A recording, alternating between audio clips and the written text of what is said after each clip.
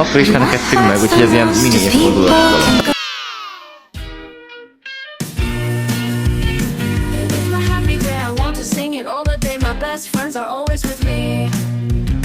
We sing, we dance, we laugh, we are happy every day. Have fun with us, let's say happy, happy, happy.